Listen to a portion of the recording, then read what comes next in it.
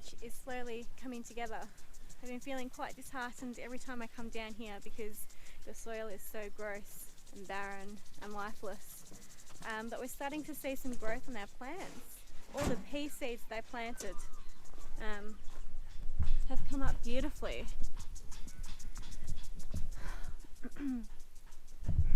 We're seeing new growth on the beans, we're seeing growth on the tomatoes, we're seeing the tomatoes starting to flower, and I even spied a little itty bitty baby tomato. Let me see if I can show you guys. It's really small, but it's there. Where is it? It's on this one. See if you can see it. Right down there. So I'm feeling a little bit happier, but we still need to really work on the soil. It's our number one goal, is to just bring in as much microbes and life as possible, as much organic matter as we possibly can. So we went and had a look at my worm farm, and it's doing amazing. It's the worms are thriving in there. They're loving it. I've been feeding them cow poo and they just adore it. It helps that we have a natural population of worms in the cow poo already. I know that it hasn't been treated.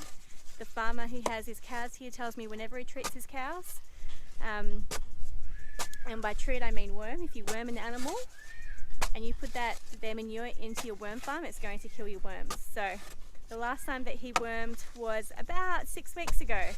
So I know that any poo that I can collect now, it's all safe.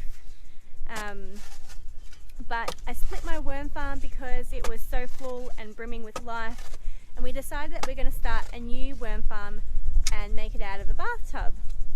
It gives them more space, it gives them more space to multiply. The smaller the space, the less they multiply, because they can only grow to the capacity that your worm farm can take. And I've only got one of those plastic typical worm farms that you get from Bunnings.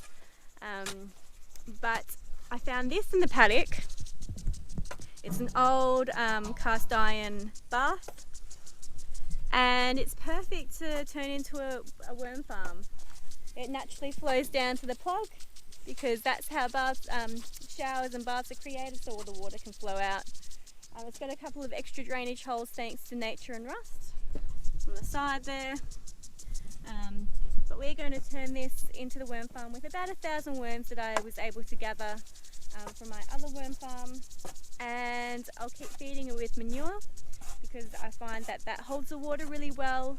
It doesn't dry out, and it's a great source of food for them. And then we can collect all the wormweed at the bottom. I'll have a bucket there at all times, and we can use that to dilute with some water and water our plants. And then we can use castings as well whenever we grow or we want to sow some seeds. And then we can also add worms into the veggie patch because it is so lifeless. We can take the excess worms from the worm farm and pop them into the veggie patch under the mulch, and they should thrive and reproduce there. So we're going to show you how we're going to make a worm farm out of this old bath. You can use anything. You can use one of the normal baths. You can use a fiberglass bath. It's nice and light. You could use, what else could you use? Even use an old swimming pool, you know, the kids' plastic swimming pools. You could probably use one of those if you added a drainage hole in. A wheelie bin, whatever you have lying around. We're going to do this with 100% recycled materials. Now you'll need to build a base for your bathtub or vessel to sit on. We're lucky that, I suppose, one of the perks of living on a hill, we're going to build it into the embankment with the plug hanging over, and we can place the bucket underneath to collect all the water. Worms will drown if it gets too wet, so you want to make sure that you've got adequate drainage. First we're going to cover these holes just so the worms don't escape. So we've got a couple of rust holes. If you don't have rust holes, you don't need to do this, but I just wanted to ensure that we kept our worm population as high as possible. And then you need to build it up off the base. So we're going to put some bricks in and then put some mesh on top. But I've seen other people use the old seed raising trays down the bottom. You know, the trays that your punnets come in, something like that is also a good option. We've used shade cloth down the bottom just to let the water drain through. You could use a penetrable weed mat some weed mats allow water through, or I've seen people use the fabric that they put under the ag pipe when they do drainage pits. So you could use that as well. So now we're just building the grate, just to allow airflow and all the water to flow through.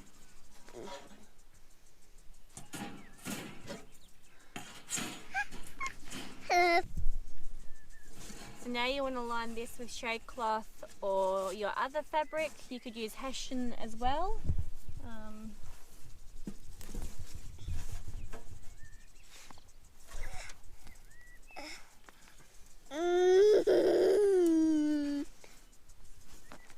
Dad, here, Dad. Here, Papa and Dad. Papa. Yes.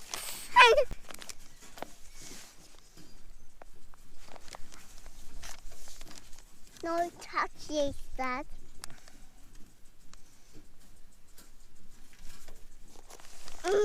No. You can use shredded newspaper for the next layer, but I'm just going to lay out some newspaper next.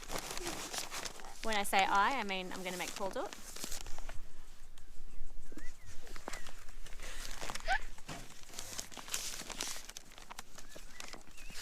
Nine, Dad, 9.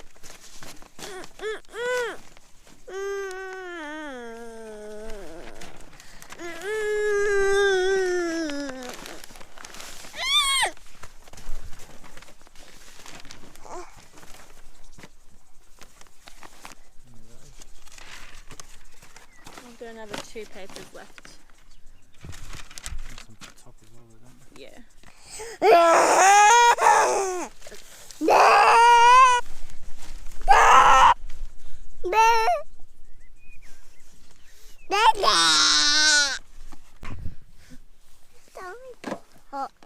Paul's just going to wet it down now.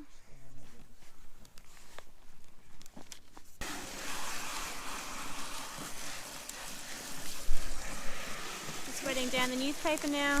This will allow the water to flow through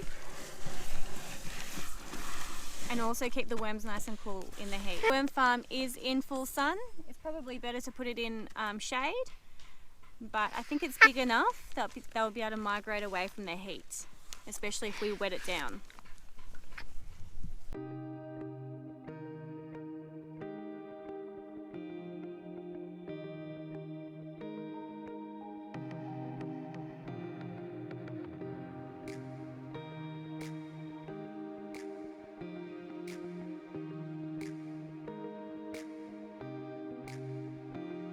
Next, you want to add something for the worms to live in. So you can use coconut fibre, you can use shredded newspaper, you can use compost, but we're going to use cow poop.